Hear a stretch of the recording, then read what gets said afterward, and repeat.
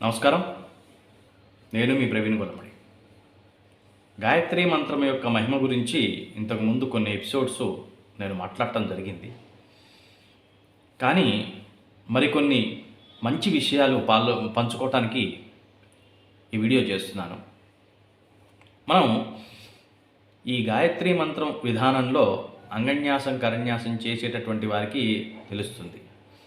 తత్సవిధు బ్రహ్మాత్మనే అంగుష్టాభ్యా నమః, వరేణ్యం విష్ణుఆత్మనే తర్జనీభ్యా నమః, భర్గో దేవస్య రుద్రాత్మనే మధ్యమాభ్యా నమః అని చెప్తాం. అంటే బ్రహ్మ విష్ణు మహేశ్వరుల శక్తి ఏదైతే ఉందో అది కేవలం గాయత్రి మంత్రము చేత అనుసంధానం చేయబడి ఉన్నది. దీనికి సంబంధించినటువంటి ఒక మహిమ నాకు తెలిసిన వారి ద్వారా తెలిసింది. దాన్ని మీతో పంచుకోవడానికి ప్రయత్నం చేస్తాను. దాదాపు ఒక 70 సంవత్సరాల రిటైర్ అయినటువంటి ఒక పైలట్ తన యొక్క వైద్య పరీక్షల్లో తెలిసింది ఏంటంటే, ఏమంటే విటమిన్ డి అనేటటువంటిది మీకు దాదాపుగా 0కి చేరువలో ఉంది. అలా ఉండటం అత్యంత ప్రమాదకరం అని ఒక లిస్ట్ ఆఫ్ మెడిసిన్స్ రాశారు. అయితే ఆయన ఇంటికి వచ్చి ఆలోచిస్తుంటే, ఇంతకుముందు వాళ్ళ నాన్నగారు కొన్ని విషయాలు గాయత్రి మంత్ర మహిమ వాటి గురించి మాట్లాడుతూ ఉండేటటువంటి వారట. వాళ్ళ నాన్నగారు చెప్పారు, ఏ రకమైనటువంటి ఆరోగ్య లోపం వచ్చినా, వృద్ధాప్యంలో వచ్చినా, ఏ వయసులో వచ్చినా గాయత్రి మంత్రాన్ని సాధన చేయాలిరా. గాయత్రి మంత్రాన్ని సాధన చేస్తే ఆరోగ్యం దానంతట అదే సిద్ధిస్తుంది అనేటటువంటి మాటలు ఆయనకి లీలగా మళ్ళీ వినపడటం జరిగింది.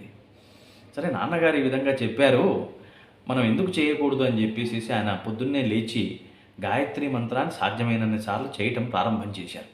ఇంకా దాని గురించి ఆలోచించడం, విటమిన్ డి దాని లెవెల్స్, దాని కౌంటు, మళ్ళీ పరీక్ష చేయించుకోవటం గురించి ఆయన పెద్దగా ఏమీ ఆలోచించలేదు.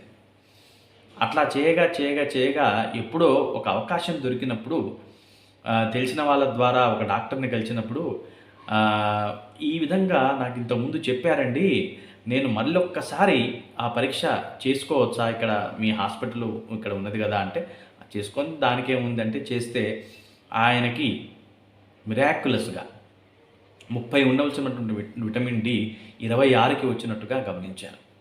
2 సంవత్సరాల సాధన. కాబట్టి గాయత్రి మంత్రం యొక్క రహస్యం ఈ విధంగా ఉంటుంది. ఆ చేసేటటువంటి అద్భుతం, అమ్మవారు చేసేటటువంటి అద్భుతం ఆ విధంగా ఉంటుంది. సూర్యదేవుణ్ణి మనం పంచముఖాలుగా ఎప్పుడైతే ఆరాధన చేస్తామో ఆమె గాయత్రి మాతగా మనకి అనుష్ఠానంలోకి వస్తున్నది.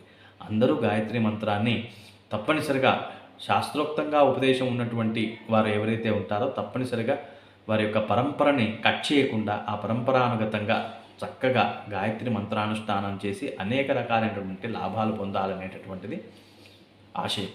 నమస్కారం.